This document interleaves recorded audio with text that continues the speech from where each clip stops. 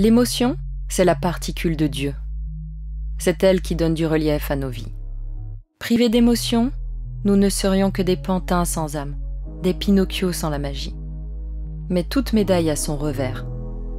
Nous vivons aujourd'hui un émotionnel négatif, c'est-à-dire un trop-plein d'émotions toxiques.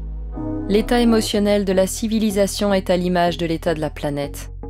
Pour ne pas sombrer dans un chaos psychique, il nous faut réinstiller des émotions bénéfiques dans la machine, rééquilibrer la balance. Rien de mieux pour combattre le négatif que le positif. C'est l'objectif d'Empreinte émotionnelle, une émission imaginée et présentée par Christophe Hague, écrivain, prof à EM Lyon, chercheur en psychologie sociale et explorateur défroqué de l'univers infini des émotions. Christophe va à la rencontre de maîtres Jedi, d'éveilleurs et d'éveilleuses de conscience qui ont le goût des autres. En s'inspirant d'eux, nous pouvons tous améliorer notre empreinte émotionnelle. Salut Jacques. C'est bon d'être avec toi. Tu m'as dit en off que tu étais en train d'écrire. T'écris quoi? Tu peux nous livrer un petit peu ça? J'écris le livre de ma vie. Alors c'est très prétentieux. Mais l'originalité du livre, c'est que j'écris les 90... Il va sortir quand j'aurai pratiquement 90 ans. J'aurai 89 ans. C'est dans 2 ans, c'est demain matin. Bon. J'écris mes 90 premières années, mais le livre s'appelle 100 ans. Parce que je projette dans le dernier chapitre comment j'aimerais vivre les 10 dernières. Peut-être que j'y arriverai pas. Mais moi, je n'ai qu'une ambition dans le monde. Je veux être le premier publicitaire centenaire en activité. Alors, bon, je prie Dieu pour qu'il m'amène jusque-là. Tu sais, moi, j'aurais écrit mes livres 13 fois. Ah oui, je l'ai expérimenté. Hein. Oui. Je t'ai vu réécrire la version Absolument. 5, 6. On croit toujours que c'est la dernière, mais jusqu'à la 13e. La version 13 parce qu'elle porte bonheur. Alors, les dernières après la lecture, moi, je suis très soucieux du mot propre, de la petite musique, de l'écriture. Alors, en plus, j'ai mes tocs. Moi, je n'écris qu'au stylo, à l'encre. Il faut que l'encre soit bleue. Et je n'écris que sur du papier bleu. Alors, le papier bleu, pour les Français, c'est une mauvaise presse, parce que ce sont des amendes. Mais pour moi, c'est le papier de la reine d'Angleterre. La reine d'Angleterre, toute sa vie, elle est en train d'y arriver aux 100 ans. Elle va me battre. Bon, elle écrit à la magnifique papier bleu où il y a reine d'Angleterre, etc. Majesté, je ne sais plus ce qu'il y a de ça en tête. Et toute sa vie, elle a écrit sur du papier bleu. Moi, j'ai besoin... pour écrire, de me mettre dans mon univers. Je peux écrire n'importe où. Je n'écris jamais aussi bien que dans les avions. Dans les avions, je ne sais pas pourquoi, je trouve qu'on a l'esprit plus léger. Je ne sais pas si c'est scientifique. Mais... En tout cas, moi, je me libère. Et puis surtout, on a un temps prisonnier. Donc, il n'est pas question de façon que le téléphone ne sonne pas. Et puis, à part quand vous avez un voisin bavard qui est ce que... J'essaie le plus au monde, bon, parce que j'aime me concentrer dans les avions. Donc, moi, j'ai besoin d'une possibilité de concentration. Et puis, je n'écris pas mes livres. C'est mon stylo qui les écrit. C'est lui qui écrit pour moi, qui pense pour moi, qui agit pour moi, qui se projette pour moi. Tu lui donnes un petit nom d'ailleurs à ton stylo, une personnalité où il y a... Ah, moi j'ai un stylo. T'as un rapport avec... Ah non, moi j'ai un stylo formidable, qui est un pilote. C'est le seul stylo au monde qui fonctionne comme les bics. Tu appuies sur la gâchette en haut et tu as rétraction automatique de la plume, ce qui fait que la plume est protégée et que ça ne fuit pas en avion. Donc j'en ai 3. Pour être sûr que, quoi qu'il arrive, je pourrais continuer à écrire, parce que changer de stylo dans un livre, pour moi, c'est détraquer la mécanique. Donc, bon. Mais je ne suis pas comme ça pour toutes les choses de la vie, tout le reste, je m'en fous un peu. L'écriture, c'est mon jardin secret, l'écriture, c'est mon oxygène. Moi, j'écris, pas pour vendre les livres, je suis très content quand ils se vendent, mais ce n'est pas mon souci.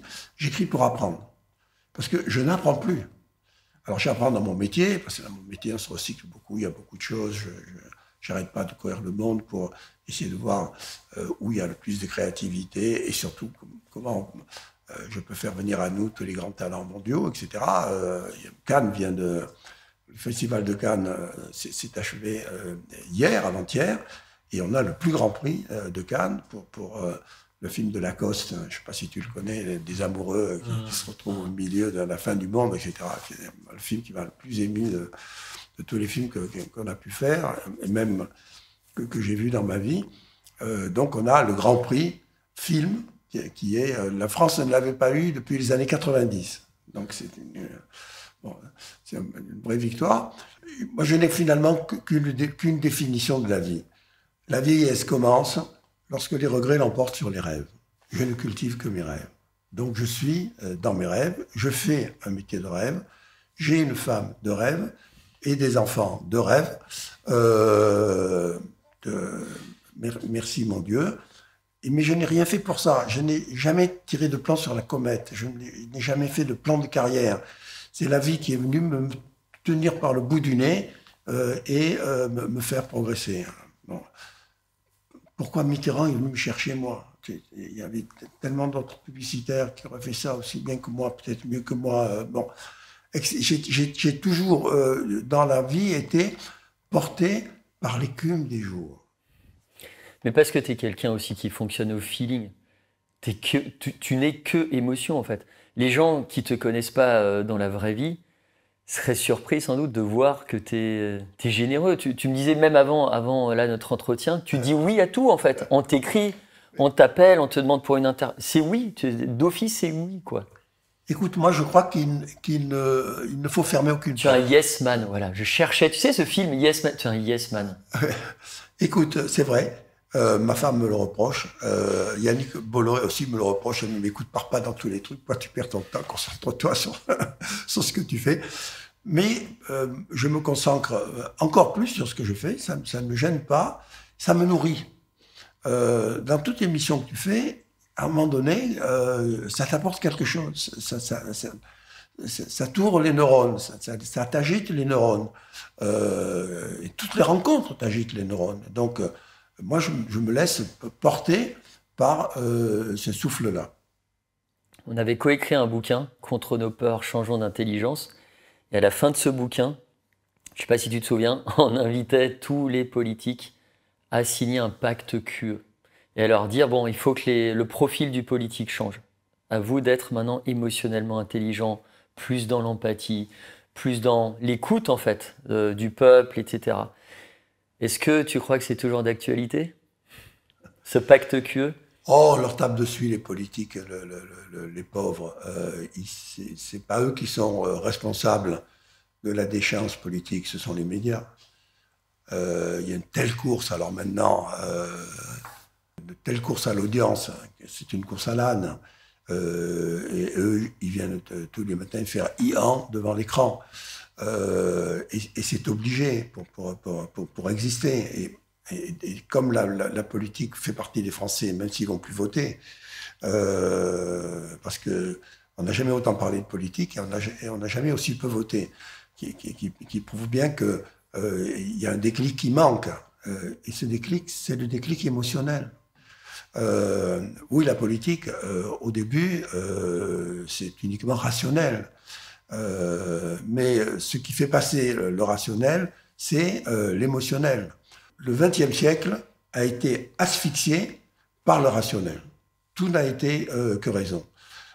C'est un siècle qui n'a pas si mal marché, d'ailleurs, qui a même eu ces années grandes créatives, les années 80, ont été les 10 années les plus créatives. Merci Jacques Lang, merci François Mitterrand, merci tous les autres. Bon. Le XXIe siècle est devenu une immense fabrique à émotions. Pourquoi ? À cause de la communication. Parce que la multiplication des médias et surtout les réseaux sociaux qui sont la porte ouverte à la fois à toutes les ordures-ries et à la fois à toutes les idées nouvelles, tout ça se mélangeant dans un maelstrom qui noie tout le monde, fait que on n'a jamais plus communiqué depuis l'histoire du monde. Bon. Et cette communication, elle est faite d'émotions. Moi, je vais te raconter comment je suis devenu QE dans ma vie. J'étais un cancre absolu. J'ai mis 8 fois à passer mes bacs. 8 fois à passer mes bacs. Mon père qui avait eu 2 fois mention très bien, mon grand-père qui avait eu 2 fois mention très bien, J'étais désespéré, j'étais le cancre de la famille. Et mon père, un jour, dit à ma mère, j'ai lu que l'éducation nationale était en train d'engager des orientateurs, je ne sais pas comment on peut les appeler, qui sont là pour aider les cas un peu difficiles d'étudiants et essayer de les diriger dans leur carrière. Tu devras aller les voir. Je pars avec ma mère à Paris, j'arrive au boulevard Saint-Germain, dans un immeuble un peu pourri. Je dis, c'est ça l'éducation nationale. Moi, j'étais jamais allé à Paris de ma vie. J'étais là avec ma mère, comme tout, au 2e étage, dans un petit bureau un peu minable, un sexagénaire. Pour moi, aujourd'hui, un sexagénaire, c'est un jeune. Pour moi, c'était la vieillesse absolue. Me dit, bon, je vais vous faire passer les tests. Et il me montre les papillons. C'était les tests de Rorschach. Bon. Et moi, j'étais tellement rebelle. Parce que j'étais un gosse épouvantable. J'étais tellement rebelle que quelqu'un puisse se permettre de me tester pour savoir si j'étais intelligent ou pas, ça me rendait fou. Donc, je lui ai répondu n'importe quoi. Et cet imbécile, sans se rendre compte que je lui disais n'importe quoi, en disant tu te calmes, un petit blanc-bec, maintenant tu réponds, je te fous à la porte. Bon. Il écrit les trucs. Et il dit à ma mère, écoutez, je fais les comptes. J'ai jamais vu ça. Écoute, cet enfant n'a absolument aucune qualité intellectuelle. Vous devez le pousser vers des activités manuelles. Ma mère se lève. Comme un ressort, elle me dit, mon fils, le cancre, ce n'est pas lui, ce n'est pas toi, c'est lui. Et elle m'amène au théâtre, le soir même. On a vu, je me souviens, la pièce qui était Ken, magnifique, Pierre Brasseur, le père de Claude Brasseur. Je me souviens encore là, de lui, des ambulances sur le théâtre. Et ma mère, on a un téléphone à mon père, elle dit, parce qu'après le théâtre, j'ai parlé avec ma mère jusqu'à 4 heures du matin, etc. Ça a libéré quelque chose en moi. Je n'avais jamais vu de pièce de théâtre. Ça paraît incroyable, ça paraît incroyable. Il y avait un théâtre à Perpignan, mais qui faisait des trucs, bon, où d'ailleurs les jeunes n'allaient pas. Je me demande même s'il n'était pas interdit d'aller au théâtre. Bon. Elle me dit, je reste une semaine de plus avec notre fils à Paris et je vais le déclencher. Et le matin, on faisait toutes les galeries de Paris.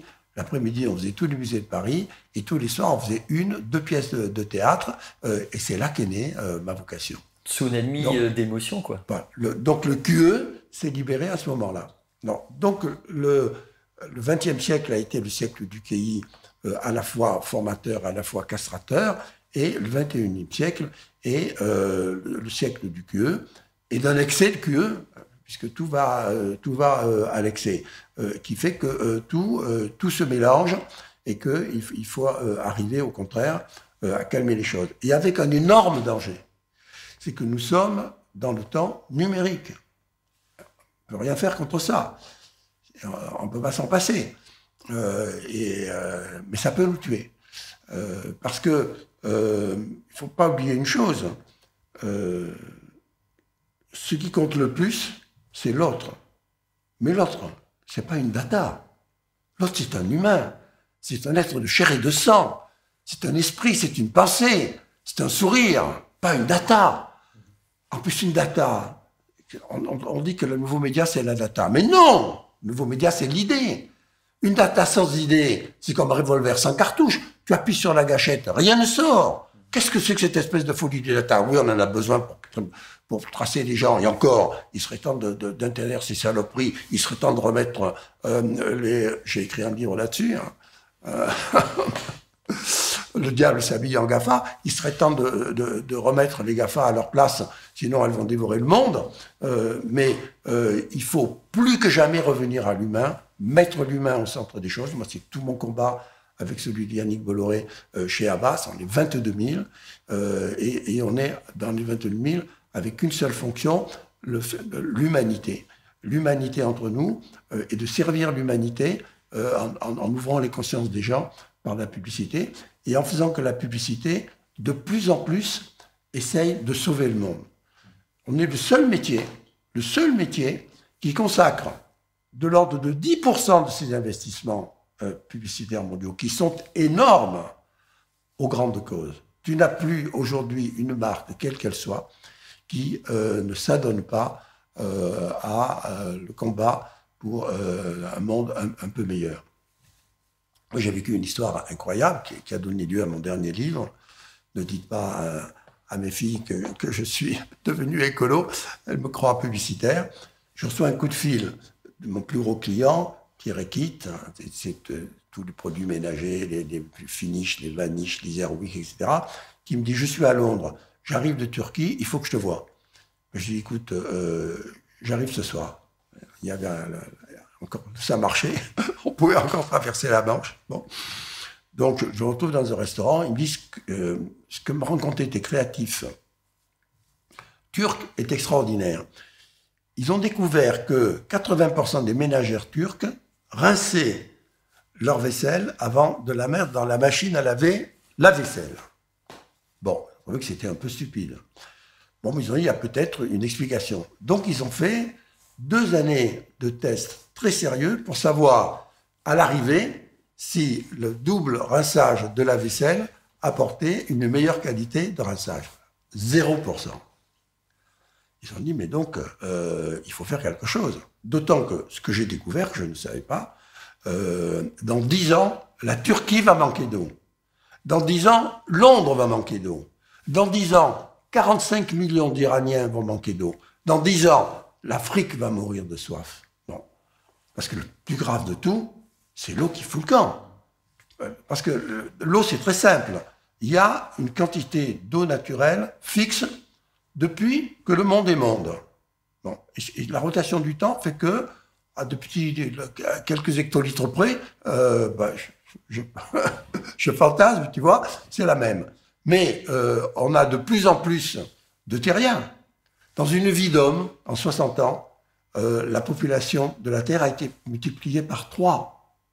Dans ma vie d'homme, à moi, elle était multipliée par 4. Dans ma vie d'homme, qu'est-ce qu'on va faire? Et les gens, en plus, au lieu... moi, je suis pour les gestes barrières de l'écologie. On peut tout à fait sauver l'écologie à condition de la retirer des mains des écologistes qui vont la tuer parce qu'ils la politisent. Dès qu'elle est politisée, tu as 80% des gens qui disent « mais moi, c'est politique, je le refuse ». Or, on ne peut sauver le monde que si tous les terriens se donnent la main pour sauver le monde. Dans des gestes simples. Le premier geste, c'est d'économiser l'eau. Les Américains, un Américain moyen consomme 250 litres d'eau par jour. Nous, 150 litres d'eau par jour. Un Africain, 15 litres d'eau par jour. Cherchez l'erreur. Voilà. Si tous on fait attention déjà à l'eau, et puis j'ai écrit dans mon livre les 10 gestes qui peuvent sauver le monde. D'ailleurs, le Covid, moi j'ai écrit mon livre avant le Covid a montré que qu'est-ce qui a sauvé le monde? Les gestes barrières. Qu'est-ce qui sauve les gens qui ont une crise cardiaque dans la rue? Les gestes, les premiers gestes qui sauvent, les 3 premiers gestes qui sauvent. Donc, l'écologie, il faut la ramener à ça. Il faut la ramener sur ce terrain-là. Bon. Et donc, je rentre pas à Paris, je pars directement de Londres pour Istanbul. Je discute avec mes créatifs qui me disent, eh ben, c'est très simple. Un pré-rinçage d'une vaisselle, c'est 25 litres d'eau. 2 fois par jour, c'est 50 litres d'eau.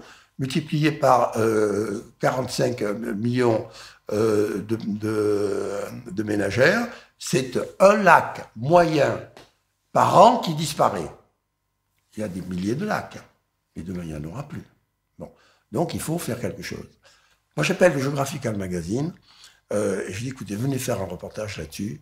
Ce qui se passe est vraiment perturbant.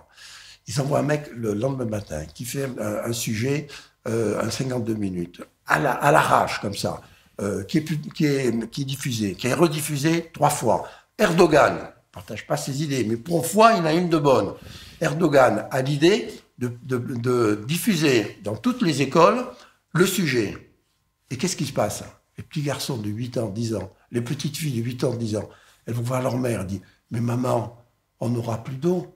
Nos enfants n'auront plus d'eau. Tu ne peux pas faire ça. Ça ne sert à rien, maman. » Il n'y a plus que 20% des ménagères turques qui font leur vaisselle en 2 rinçages. Et nous, on a fait une campagne qui est devenue mondiale, qui a été primée à Cannes d'ailleurs l'an dernier, qui a été encore reprimée cette année, où la publicité va commencer à protéger l'eau dans le monde.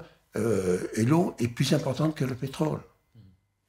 Ça, ce sont des actes courageux, en fait, ce sont des initiatives.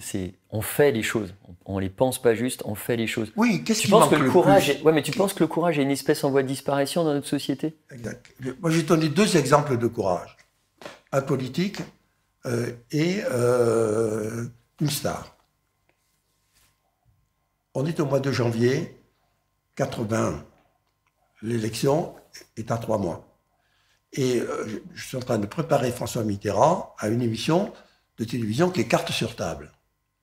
Et donc, on essaye de pouvoir les questions, de nourrir François Mitterrand, etc. Et à un moment donné, il me dit, mais là, je vais placer mon couplet sur la peine de mort. Je dis, mais pardon, président, la peine de mort? Oui, mais qu'est-ce que vous allez dire? Que je suis contre la peine de mort. Président, il ne faut pas faire ça. On est à 45. Giscard est à 55. On vote dans 3 mois. Le dernier sondage, 75% des Français sont pour la peine de mort. Il se lève, blanc comme un linge, et me dit, c'est pas un petit blanc-bec de publicitaire qui va me dicter ce que j'ai sur le cœur et ce que j'ai à dire aux Français. Je le dirai, et tant pis si je ne suis pas élu. Et il me sort, mot pour mot, la tirade qui va sortir dans cette émission et qui va le faire gagner l'élection. Acte de courage. Acte de courage d'une top modèle. Je ne sais plus quand, il y a peut-être 15 ans de ça, le patron de Citroën nous dit, écoute, on a un vrai problème, on est tombé à 7%. Si on dégringole d'1% de plus de part de marché, Peugeot nous fusionne à la maison mère. C'est-à-dire que la marque Citroën disparaît. Citroën, c'est la marque de ma vie. Moi, je dois tout à une de choses. Je suis parti faire le premier tour du monde en voiture. Je suis parti pharmacien, je suis revenu docteur en pharmacie parce que c'était ma thèse, et c'est ce qui m'a fait passer à Match, puis à François, puis à la publicité.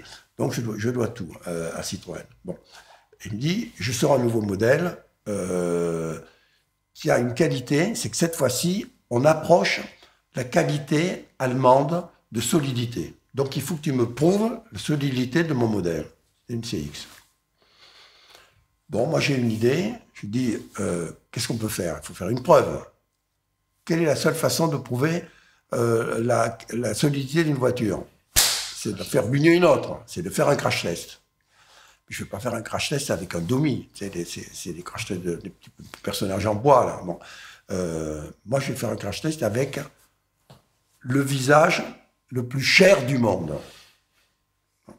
Celui qu'il faut surtout pas abîmer, quoi. Qu'il faut surtout pas abîmer et qui est assuré une fortune. Bon.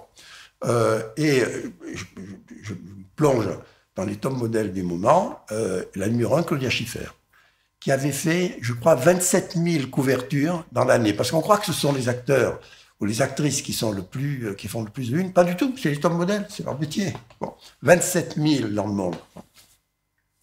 Je vais la voir à Londres et je lui dis, écoute, tu peux faire le film du siècle, mais c'est un acte de courage.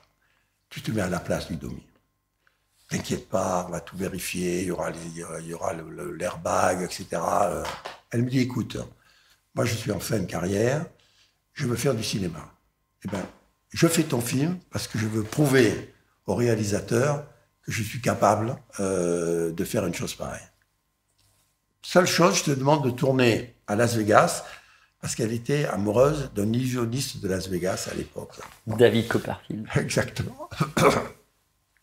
On est là-bas, il y a 100 journalistes allemands qui la suivent, qui sont là, il y a des journalistes du monde entier qui sont là, il y a l'équipe de tournage de 50 personnes, tu as 2 rails, la voiture est sur un rail, moi j'ai pas voulu mettre un mur, j'ai voulu mettre une autre voiture en face, il y a une autre voiture qui est en face, et j'avais demandé à une cascadeuse américaine de faire un essai. Donc elle prend le volant, elle arrive, elle se plaque sur le truc, elle sort, elle dit c'est pas possible. Elle ne peut pas faire ça. C'est beaucoup trop dangereux. Moi qui suis une professionnelle, j'étais à 2 doigts de bouger. quand tu es dans une histoire comme ça, que tu vois t'arriver une autre voiture dessus, fatalement, tu fais un geste, soit à droite, soit à gauche. Ce geste-là, elle a un œil au beurre noir pour 3 mois. Tu ne peux pas accepter ça. Bon, je dis allons voir Claudia ensemble. Bon. On voit Claudia, je dis Claudia, c'est terrible. Pour moi, c'était terrible. Tout l'argent était investi. Il n'y avait plus de film. Bon. Elle me dit, écoute, moi j'ai signé un contrat. Je t'ai dit que j'étais d'accord pour faire ça. Je vous fais confiance. On fait ça. Elle se met dans la bagnole avec une prise. Hein. C'est pas un film où tu fais deux ou 3 prises. Hein. Elle prend le moteur et tu vois bien dans le film qui est extraordinaire. Bon, faudrait que tu le projettes. Il est extraordinaire. Tu vois, elle rentre dans le film, elle est très belle, etc. À l'intérieur de la voiture, quand tu vois que l'autre approche, parce que la voiture, elle est à 40 à l'heure, elle va sur l'autre comme ça. Quand elle arrive, elle devient blanche. Paf! Tu as le truc, elle tombe, il y avait des caméras partout. Elle tombe dans l'airbag, tu vois l'accident. En réalité, elle sort, et au moment où elle sort, elle a une espèce de grande bouffée comme ça, elle reprend toutes ses couleurs, et elle fait une chose qui n'était pas du tout prévue, elle caresse le toit, le capot de la voiture, comme si c'était les fesses de son amant. Nous, on avait prévu une autre fin. J'ai dit, mais tu as fait le film. On ne peut pas enlever ça. Mais c'est génial. Bon. Et ça a été le film le plus primé de l'année. Bon.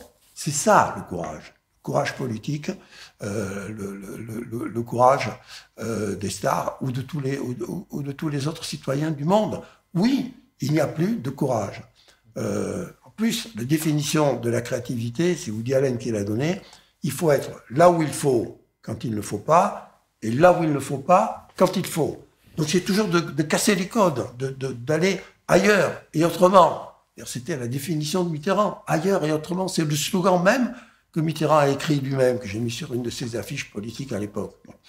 Donc, s'il n'y a pas cette volonté de déroger aux règles et de faire le contraire de ce qui est attendu, il n'y a plus de création possible. Or, notre siècle, à cause des réseaux sociaux, qui sont une espèce de censure immonde, où justement, dès qu'un fait un premier pas à côté, tout le monde lui tombe dessus, et amplifie les choses, les gens s'interdisent, à cause des réseaux sociaux, s'interdisent le moindre P de travers.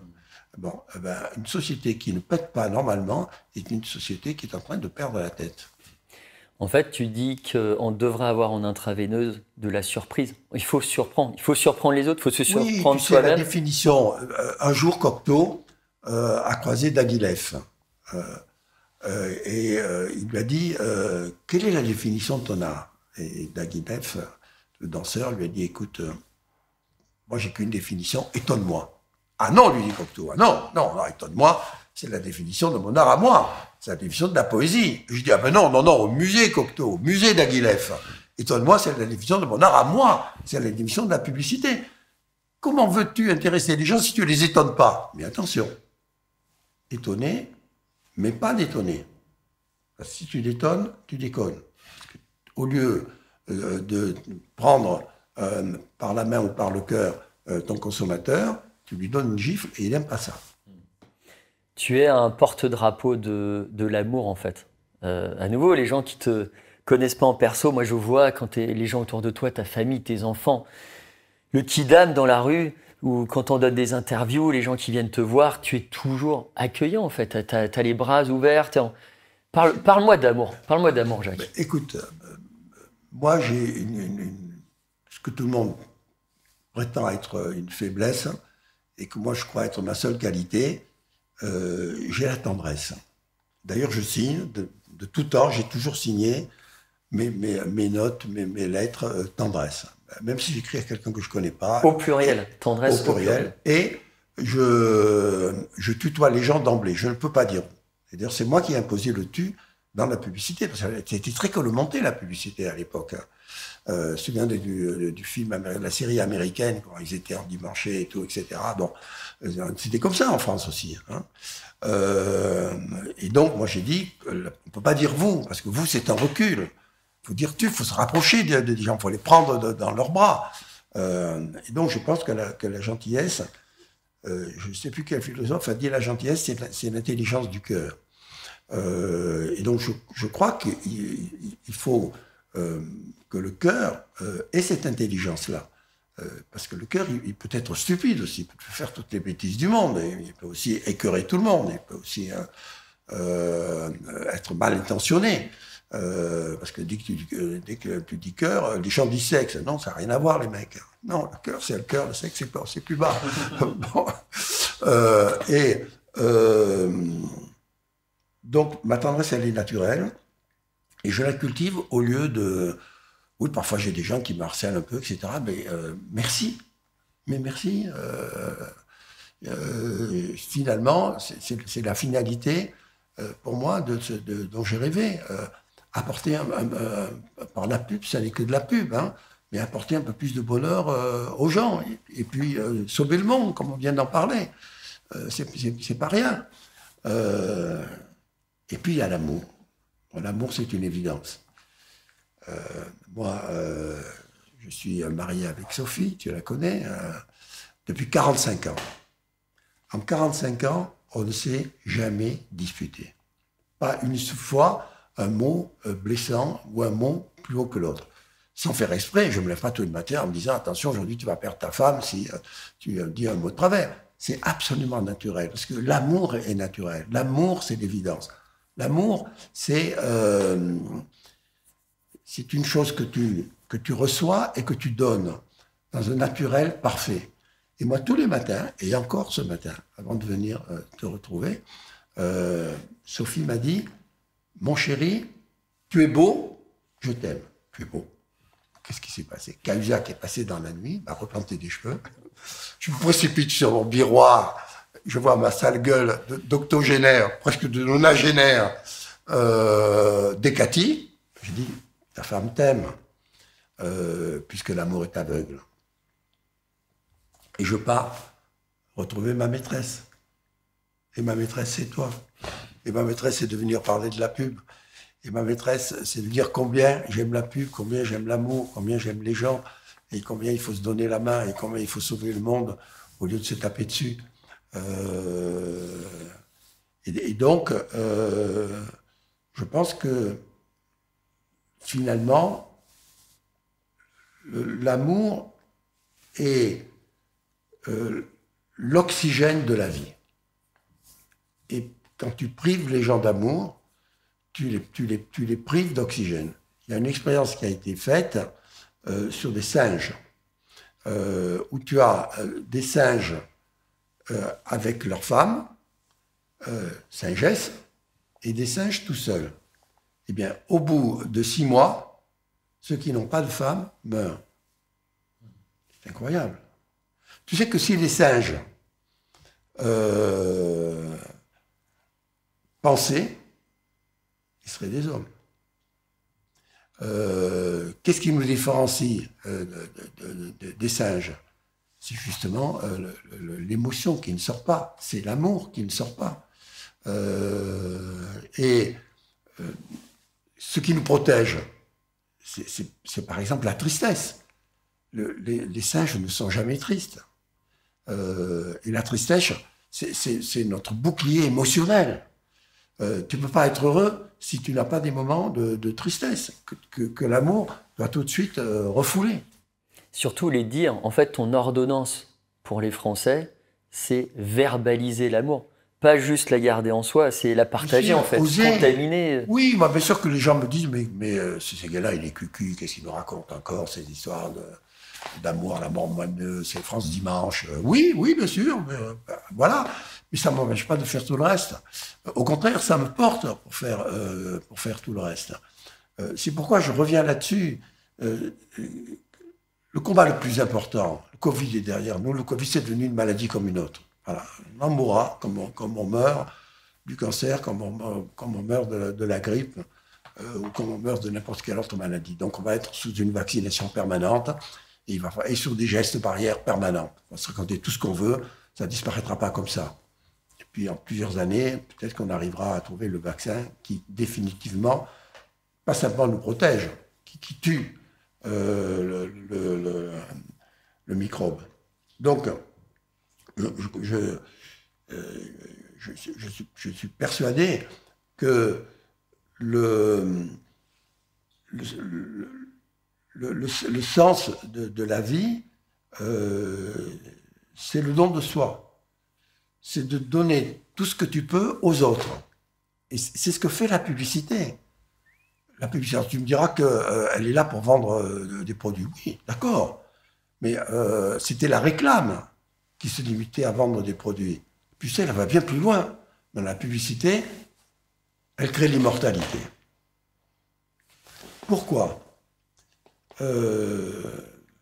Citroën a fêté l'an dernier ses 100 ans. J'ai même écrit un très beau livre là-dessus. Mais Citroën n'a pas 100 ans. Il a 20 ans. Il a l'âge de sa pub. Il a l'âge de ma 2 chevaux quand je suis parti faire le tour du monde. Il a l'âge de tous les films que j'ai faits pour Citroën. Et tant que les publicitaires qui vont prendre le relais continueront à faire une pub de 20 ans, Citroën aura 20 ans. Donc dans 100 ans, il aura 20 ans. Dans 200 ans, il aura 20 ans. Dans 300 ans, il aura 20 ans. Ça me rappelle ma plus belle histoire. Après l'élection de François Mitterrand, un mois après, je reçois un coup de fil personnel. Le président me dit, c'est François Mitterrand, est-ce que vous seriez libre à déjeuner demain ou après-demain? Oui, monsieur le président. Précipite à l'Élysée.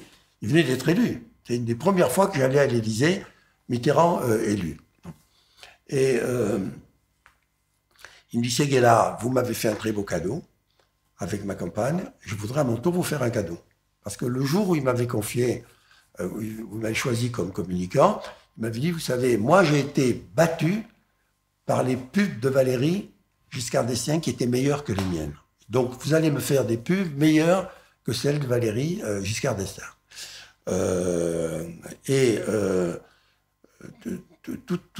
Tout est né de là. Bon. Et donc, il me dit, mais nous, la gauche, on n'a pas d'argent. Donc, je ne sais pas comment vous allez faire. Je dis, monsieur le président, ça ne peut pas tomber mieux, parce que moi, je me prépare depuis 2 ans. Je suis allé à Londres des dizaines de fois, parce qu'ils sont très en avance là-dessus. Je suis allé aux États-Unis, qui sont encore plus en avance que les Anglais. J'ai dans ma tête, je sais tout ce qu'il faut faire pour une campagne, mais je veux qu'elle soit gratuite. Je ne veux pas que ce soit un acte de péripatéticienne. Je veux que ce soit pur et dur. Je veux que c'est une campagne qui reste gravée dans l'histoire de la publicité. Elle m'a dit, c'est là, c'est formidable. Bon, mais donc, je veux vous faire un cadeau, mais vous, je vous connais, vous êtes tellement compliqué, je ne sais pas ce qui peut vous faire plaisir. Réfléchissez pendant 1 semaine et venez me voir. 1 semaine après, je vois le président, je le voyais toutes les semaines. Il me dit, monsieur le président, moi j'ai trouvé mon cadeau, je veux que vous m'offriez le Dalai Lama. Quoi? C'est que vous êtes malade, ces gars-là? Mais qu'est-ce que vous me racontez là? Ben, vous êtes président, mais offrez-moi le Dalai Lama. Ce gars-là, bon, allez, passons à autre chose. 1 an passe. Coup de fil de Marie-Claire Papeguet, son assistante, qui me dit, le président a absolument besoin, ce soir, avec Sophie, de vous, il faut que vous veniez dîner à l'Élysée. Qu'est-ce qui se passe, etc. Précipite à l'Élysée. On est au 4e étage, dans l'appartement des présidents. C'est un HLM, l'appartement des présidents. Il est moche comme tout, il est vieux comme tout. Ils ont une petite salle à manger de rien du tout. Autant en bas, c'est l'apparat, autant eux, ils vivent là-bas comme des cloîtrons. Bon. Daniel Mitterrand, François Mitterrand, Sophie, moi, siège vide. 5 minutes, 10 minutes, 15 minutes. Mitterrand n'acceptait pas que les gens soient en retard. Quand j'avais 1 minute de retard, il était prêt à me gifler. Lui, il pouvait avoir 1 heure de retard. Mais dans l'autre sens, ça ne marchait jamais. Arrive le Dalai Lama. Et avant de s'asseoir, comme pour s'excuser, il dit, est-ce que vous connaissez la dernière fable tibétaine? C'est un vieux bonze qui donne à un jeune bonze sa première leçon de philosophie. Et qui lui dit, je vais te poser 3 questions. Réfléchis bien et réponds-moi. Première question, quel est l'envers du blanc? Le noir, dit le jeune disciple. Non, lui dit le vieux bonze. C'est la bonne réponse, mais tu n'as pas réfléchi. Deuxième question. Quel est l'envers du jour? Le jeune bonze réfléchit et dit, maître, je ne vois qu'une seule réponse, l'envers du jour. C'est la nuit. Mais non! Mais oui! À la fois, tu as réfléchi et à la fois, c'est la bonne réponse. Troisième question. Quel est l'envers de la vie?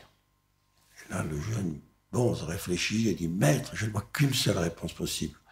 L'envers de la vie, c'est la mort. Tu n'as rien compris au sens de la vie. L'envers de la vie, c'est la naissance. Eh bien, nous, les publicitaires et les annonceurs réunis, nous avons la puissance de créer l'immortalité. Car seules les marques sont éternelles, à condition de faire de la grande pub. Pour terminer, Jacques, je pose à tous mes invités la même question. Quelle empreinte émotionnelle t'as envie de laisser de ton passage sur cette petite boule bleue? Créateur d'éternité. Ce sera ton slogan le plus ultime. C'est mon dernier mot. Merci Jacques, merci à toi, c'était cool.